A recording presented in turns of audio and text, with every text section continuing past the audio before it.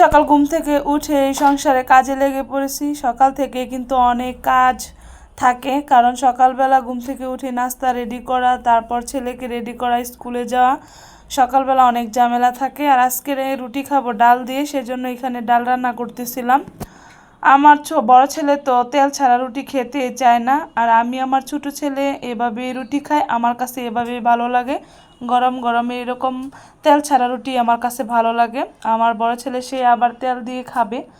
তো বাইরের ওয়েদারটাও দেখতেছিলাম অনেক ভালোই সুন্দর, আজকে এত গরমও না এত ঠান্ডাও না।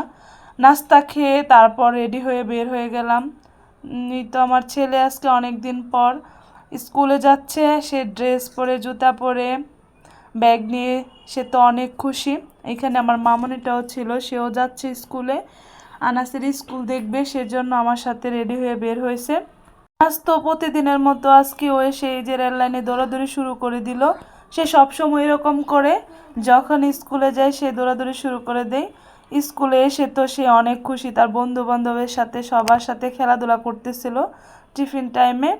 সে অনেক খুশি, অনেক দিন পরে আসছে স্কুলে। আসলে বাচ্চারা স্কুলে যখন আসা যাওয়া শুরু হয়ে যায় তখন কিন্তু কয়েকদিন স্কুলে না আসলে মানে খুব মিস করে। আমরাও কিন্তু এরকম করতাম ছোটোকালে, যখন স্কুলে যেতাম একদিন না গেলে কিন্তু অনেক মিস করতাম বন্ধুদেরকে।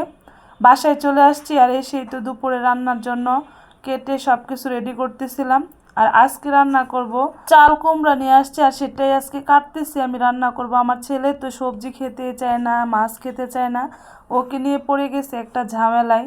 যাই রান্না করে সে খাবে না, তো আমি আমার ছোটো ছেলে যা ইচ্ছা তাই খেতে পারি, সমস্যা হয় না। আর সবজি না খেলে তো আমার ভালোই লাগে না, মাছ সবজি থাকবেই। কিসের এক মুরগি পাইছে, সে মুরগি খাবে। এখানে মিষ্টি লাউ ছিল, সেটাও আর কি ভাজি করব, সুন্দর করে কেটে নিচ্ছিলাম। তবে অনেক শক্ত, কাটতে পারতেছিলাম না। তো এখানে ধুয়ে পরিষ্কার করে সুন্দর করে রেডি করতেছি, ভাজি করব তাই। আমার কাছে কিন্তু মিষ্টি কুমড়া ভাজি অনেক ভালো লাগে, চিংড়ি মাছ দিয়ে ভাজি করলে আরও বেশি মজা হয়। তো আজকে আমি এভাবেই ভাজি করতেছি চিংড়ি মাছ ছাড়া। ফার্স্টে আমি কাঁচামরিচ পেঁয়াজ একটু হালকা করে ভেজে নিলাম, তারপর আদা জিরা বাটা এগুলো দিয়ে দিলাম, হলুদ মরিচ ধনিয়া সব কিছু দিয়ে একটু কষিয়ে নিলাম। দিয়ে দিলাম আর কি মিষ্টি লাউ, আর সেটাও সুন্দর করে কষাচ্ছি। এইখানে আমি আরেকটা প্যানে বসায় দিলাম মাছের তরকারিটা রান্না করব। এখানে রুই মাছের মাথা দিয়ে আর কি চাল কুমড়াটা রান্না করব, সেই জন্য মাছের মাথাটা ভালোভাবে কষিয়ে এখানে কুমড়াগুলো দিয়ে দিলাম। আর এই তো ফাইনালি হয়েও গেছে, একটু ধনিয়া পাতা দিয়ে এটাকে নামিয়ে নিব। মিষ্টি লাউ ভাজিটাও হয়ে গেছে, এখানেও একটু ধনিয়া পাতা দিয়ে দিলাম। আর এই তো রেডি হয়ে গেল আমার আজকে দুপুরের খাবার।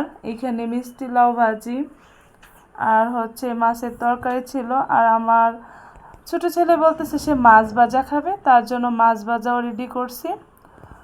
আমার কাছে কেন জানি রান্নার থেকে রান্নার পরিবেশনটা করতে আমার অনেক ভালো লাগে। কার কার এমন লাগে?